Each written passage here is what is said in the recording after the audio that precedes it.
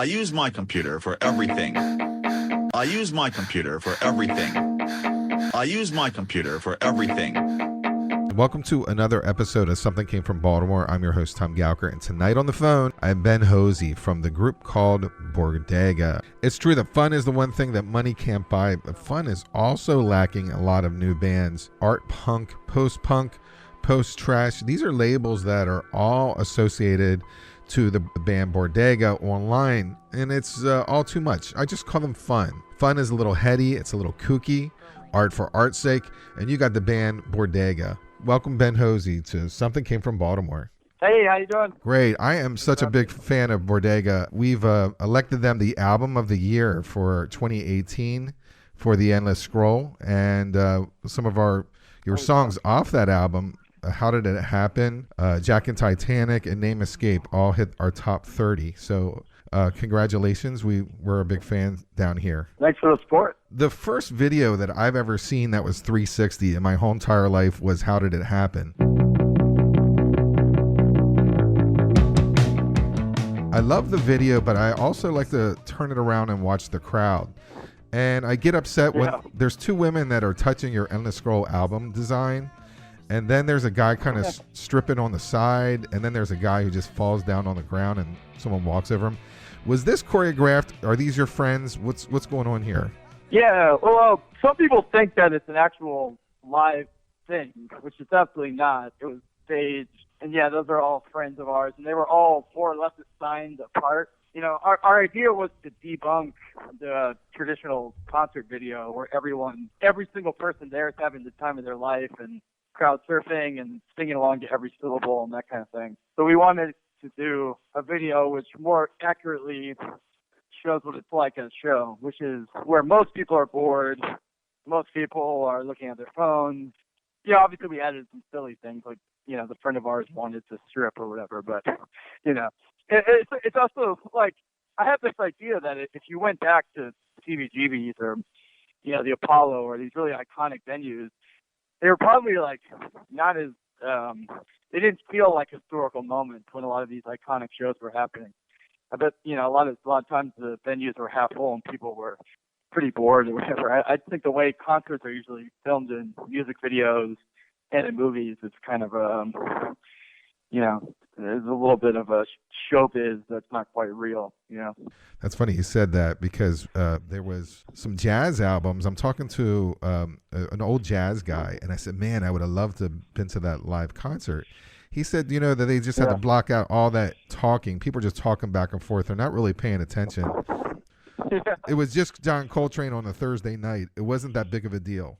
I love all your videos because you're really using small spaces and you're doing a lot of lo-fi images, and you're making duct tape look sexy.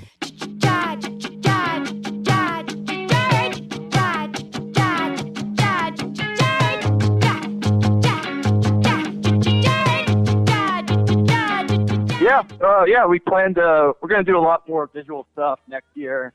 I don't want to give away too much of what it's going to be yet, but I think it'll be an evolution of what we've been working on. I think each video has gotten more and more focused, you know, of the 8 or 9 we've done, you know. Yeah, I agree. But what is focused? I mean, what you're doing is a little different, so it feels original. Even though it feels like a progression on your part, it's still original to the viewer, which is pretty cool. That's good. I mean, me and Nikki are both filmmakers as well. We do narrative films. But we come from a movie background. We do all of our own videos. Yeah, I agree. And I was like, where are you getting your button-down shirts? There must be a place that sells those. To tell you the truth, I only have 3 that I've searched long for in thrift stores, and I just literally wear the same 3 all the time. Now, Nikki's your girlfriend, but she's also like kind of a co-manager, co-creator of the band. Can I say her? Is it Belfilio? Belfilio. Nikki Belfilio. I'm going to have to edit that in properly. Okay, Nikki, now what's the reaction with her like on stage? Because she's given like a smart girl power vibe. She doesn't really, she doesn't break character. So, you know, she's really, in my opinion, a focal point. I can't stop watching what she's doing. And she's very committed. It's interesting. I have a 12-year-old nieces, and I had them watch the videos. They were like, "Is she doing Flavor Flav?" I said, "No, she's not doing Flavor Flav." They thought she would be like the sidekick comedian. I said, she's very committed into what she's doing. I mean, it depends on the song, because I think that's not entirely inaccurate. Sometimes she plays the hype person, but sometimes she's also just the front person. We kind of switch off on certain songs, and I don't know. I think some guy had some kind of sexual revolution watching Nikki at one show. He wrote like a really kind of sweet but a little too much kind of letter, just being like, "I've never been so turned on in my life watching you perform. I'm a different person now." It was actually really kind of awesome he had that reaction, but it was a little strange. So, she does create a reaction.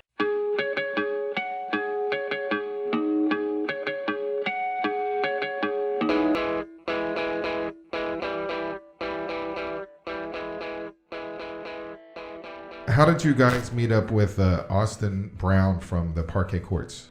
Well, I've been a big Parquet Courts fan for a long time, but the way I met him was the drummer for Parquet Courts, Max Savage, has a band that plays around Brooklyn sometimes whenever Parquet Courts is in an off period. And one of our really early shows was playing with them.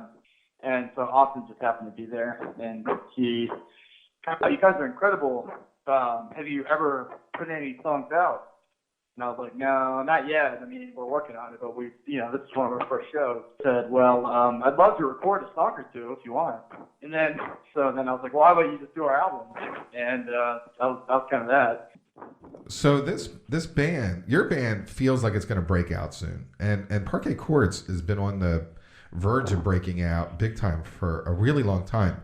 Is there anxiety in your group that you feel that next move is going to be the breakout? To answer your question, I mean, Parquet Courts and us, I feel like, we're doing just fine. I feel like that more people should probably know their band, but in retrospect, people will know their band. And as long as they're making enough money to be able to do the records and the shows, I think they're doing just fine. In my mind, they're like the best band in New York right now. I don't think the world knows that, but a lot of people do. In terms of it affecting us, I mean, not really. I mean, we kind of feel like we're just excited to be on a record label and to be able to tour the world and to do our thing. It's not, obviously, we want every record we put out to be really exciting, but it's not like we're going to change our mentality or something. I don't know. Sorry. It's tough. I know what you mean, though. I mean, it'd be impossible to not think about, well, gee, we better make sure, these recordings slap hard enough that somebody could play them on the radio maybe or something. I don't know. Maybe that's definitely kind of true in a certain sense. We want our recordings to sound bigger and better, but, it's not like the songs themselves are going to change, Yeah, there's a review for an all music guide about Shiny New Model saying that it really, I mean, he really went to town. I wrote it down, but he's like, you scrub the rough edges and off the jumpy hyperactive dance punk. It's a good actual review, but at this point, aren't you just sick of people giving you advice? I mean, I actually think that's one of the good things criticism is there for. It's like when criticism is at its best, I think it's coming from a place of fandom maybe, or it's like, I really like this aspect of what you're doing. I mean, artists that get butthurt about their reviews or whatever are kind of missing the point of criticism. It's supposed to be people saying I feel like more reviews should be more scathing about the right, but more thoughtful, more critical. There can't be a good culture without critical thinking in it. I don't know. I feel like so many reviews are just kind of like copying and pasting of the press release. And I know because I've helped write the press release and I've read that back many a time, Even by doing an interview, you can say, "Oh, they just read the Wikipedia bio." Like they don't really, they're not even involved in the music. They may never even listen to it. When I listen to your album, I hear a lot of older music influences. I'm just going to name off a couple bands that I feel that there's a vibe in, and you can just say yes or no. Yeah. Velvet Underground? Of course, yeah. Yeah, do you like, okay. Dead Kennedys? Yeah, okay. yeah, sure. R.E.M.? Yeah, yeah. Okay. Gang of Four? Absolutely. The Wire? Absolutely. The Smiths? Well, yeah. The Group X? Oh, yeah, definitely. You will be replaced. by a shiny new model.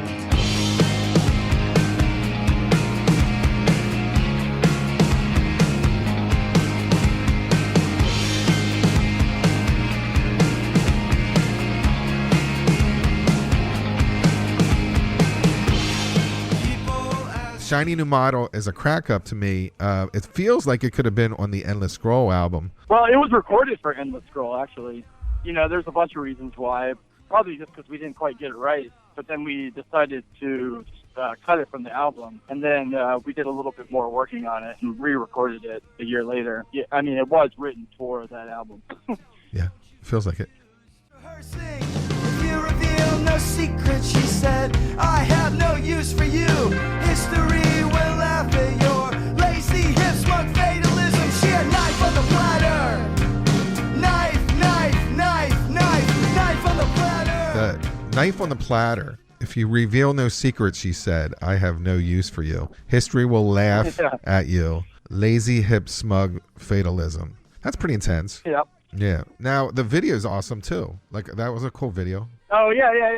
That's just Ty hanging out in me and Nikki's bed with the projection going. Yeah, it's great. I love the fact that the projection of the words onto any of the songs. When we were little kids, they had cartoons that had the bobbing, dot over. Oh, yeah. So it always reminds me of that. That's great. Yeah, no, I like looking at lyrics when I listen to music. It just helps me get into it more. I don't know. I'm a text-based kind of person, so I always appreciate those kind of videos. Realism is like 1 minute long, and you have like 3 different scenes going on. A lot of lyrics in a short period of time. Yeah, true. There's been a number of people who said, well, you should have a break, an instrumental part, and then maybe come back in. This is an idea that's good enough to warrant 2 or 3 minutes or whatever. And obviously that would have been really easy to do. But I've always been a fan of the short, haiku-like songs.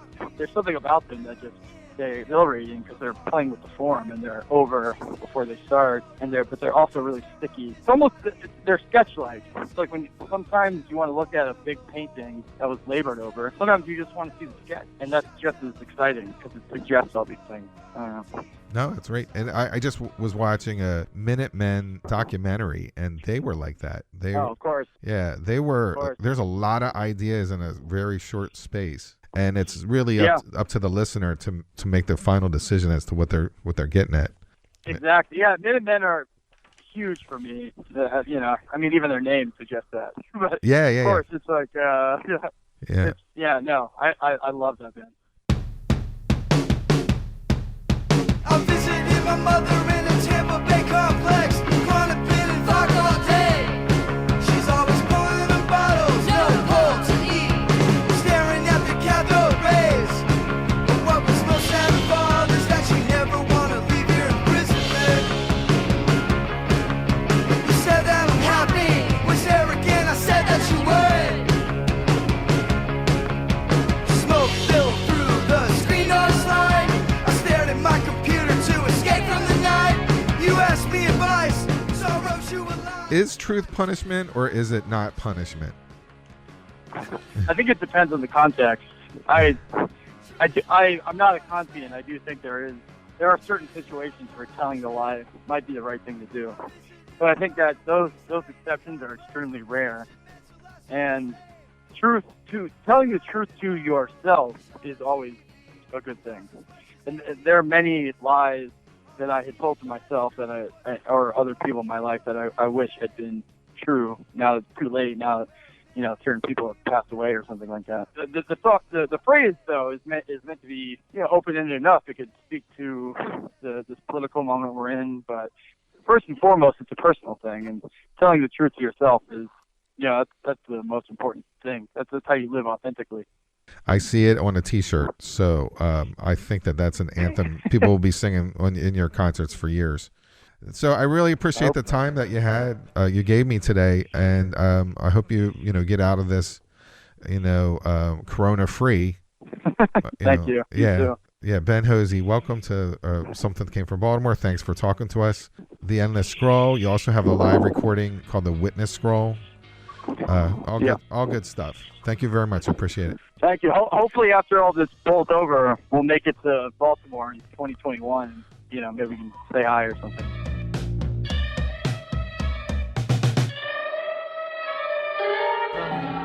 Something came from Baltimore. Something came from Baltimore. You've got mail. I use my computer for everything. Something came from Baltimore.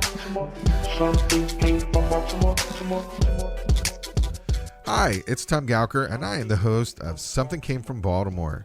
Something Came from Baltimore is a words and music podcast, and it has famous and future famous artists like Sean Jones, Rupert Holmes, Auntie Hammy, Joey DeFrancesco, Go-Go Penguin, Joey Alexander, Bucanti, Gerald Albright, Paula Cole, and Kat Edmondson.